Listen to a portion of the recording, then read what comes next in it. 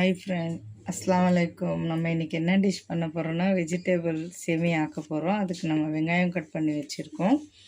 அதே இன்னொரு பிளேட்டில் வந்து கொஞ்சம் தக்காளி, ஒரு 2 பச்சை மிளகாய், கொஞ்சம் கொத்தமல்லி, கொஞ்சம் புதினா கட் பண்ணி வச்சுருக்கோம். இப்போ நம்ம கடாய் வச்சுருக்கோம். கடாயில் எண்ணெய் போட்டிருக்கோம். எண்ணெய் சூடானோன்னு நம்ம ஒரு 2 பட்டை போட்டிருக்கோம், ஒரு 4 லவங்கம், 2 ஏலக்காய் போட்டிருக்கோம். ஏலக்காய் நல்லா இது சூடானோன்னு நம்ம வெங்காயம் கட் பண்ணியிருக்கோம், அது ஆயிலில் ஆட் பண்ணிக்கலாம். போட்டு மிக்ஸ் பண்ணிடலாம்.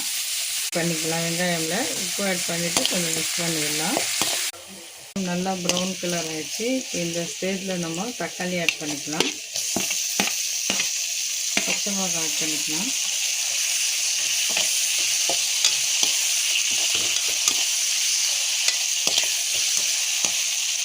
இப்போ இந்த டைமில் கொத்தமல்லியும் புதினா கட் பண்ணியிருக்கோம், அது சேர்த்துக்கலாம். மஞ்சள்தூள் ஆட் பண்ணிக்கலாம். மஞ்சள்தூள் ஆட் பண்ணிவிட்டு ஒரு ஸ்பூன், 2 ஸ்பூன் வந்து காஷ்மீர் மசாலா ஆட் பண்ணிக்கலாம். நம்ம இந்த ஸ்டேஜில் வந்து எல்லாம் வெங்காயம் தக்காளி வதங்கணுன்னா நம்ம தண்ணி போட்டுக்கலாம். கொஞ்சம் உப்பு எப்படி இருக்குது பார்த்து தண்ணி போட்டோன்னா கொஞ்சம் உப்பு ஆட் பண்ணிக்கிறோம்.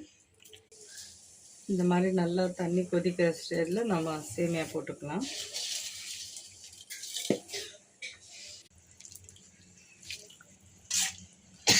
இந்த மாதிரி தண்ணியில் நம்ம சேமியா போட்டு நல்லா மிக்ஸ் பண்ணலாம். இது வேகணும். ஒரு 2 நிமிஷத்துக்கு நம்ம தட்டு போட்டு மூடி வைக்கலாம். இந்த மாதிரி நல்லா மிக்ஸ் பண்ணலாம். இந்த மாதிரி சேமியாவும் வெந்துச்சு, நமக்கு தண்ணியும் சுண்டிடுச்சு. நம்ம ஸ்டவ் ஆஃப் பண்ணிக்கலாம். தட்டில் சேவ் பண்ணிக்கலாம். இதில் போட்டுக்கலாம். நல்ல வெஜிடேபிள் சேமியா ரெடி பண்ணியிருக்கோம். நீங்களும் இதே மாதிரி வீட்டில் ட்ரை பண்ணி பாருங்கள்.